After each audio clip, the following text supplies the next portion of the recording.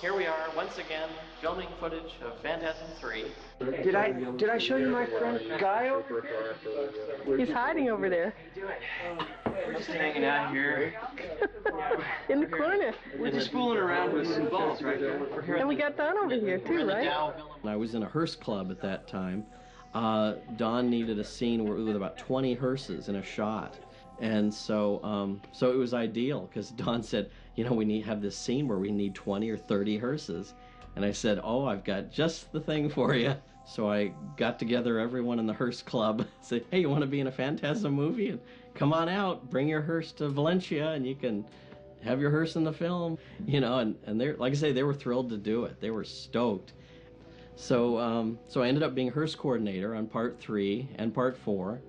And it was really fun, especially part 4. We got to drive, me and my wife got to drive a couple of hearses up to Lone Pine, up in the desert, just beyond Mojave, and that was an experience. And Don called me up, you know, he's like, well, we're gonna go do this Phantasm Oblivion thing. He's like, do you have a car?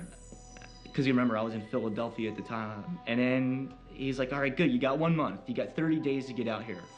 I finally pull up to the set, and like right away, I walk in, and the first thing is there's a guy working on spheres in the one corner of the soundstage.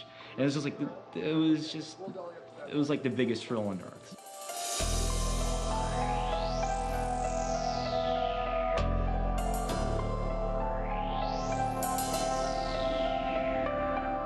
On the 4th one, I had many hats. I was, Don brought me in as a script supervisor, which is continuity. And he said, well, while you're at it, why don't you do the props too? And then I got to fill in for Michael. I got to lay on the embalming table. And my hand is in the movie when the ball's shoved into Jodie's neck at the end of Oblivion. I got to lay on the embalming table and do a few shots of that. And then I got to play a Civil War corpse in Oblivion. There's a quick shot of me in the Civil War scene. So that was really fun. Roger Avery was the other corpse in the other casket.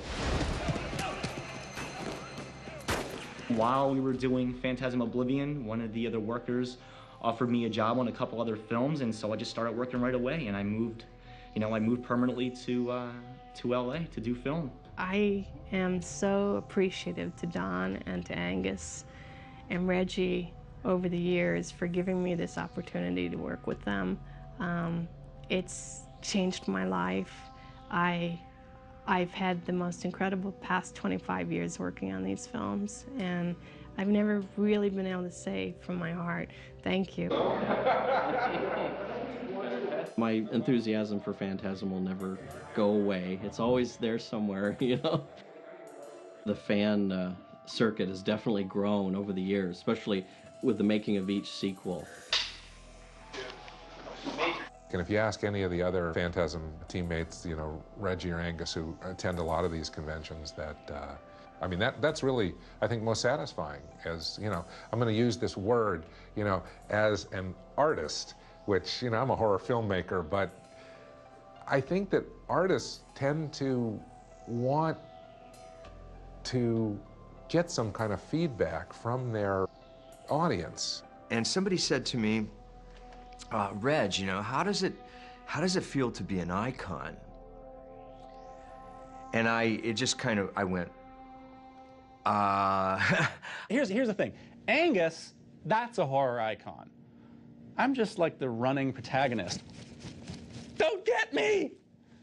You know, he's the Bela Lugosi guy. It reminds me amusingly that the British Film Institute issued a hardcover volume of an encyclopedia of fantasy and horror, I think, a few years back, in which I was elated to find that I had 2 or 3 lines under Angus Scrimm. And what they said essentially was, Angus Scrimm, a minor American horror film icon. Well, I was pleased enough to write them a thank you note in which I said, I'm quite flattered to find that I'm a minor film icon. And I realize that at my age, it's unlikely that I will be able to amass the oeuvre of a Karloff or a Lugosi to become a major film icon. But if I did in the next few years, 2 or 3 halfway decent films, do you think I might ultimately aspire to be a middling horror film icon?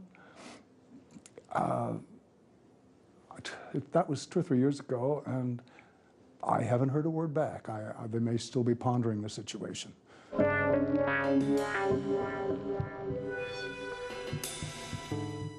And here we have the working guillotine. This was made by a friend of mine who's a carpenter as a birthday present.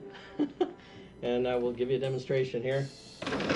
These are masks here of various Universal monsters made by Don Post Studios back in the mid-60s and into the 70s and 80s. Okay, here we are in the Psycho corner of the apartment. Starting up here, we have autograph photo of Janet Leigh. We have a post from the House of Psycho.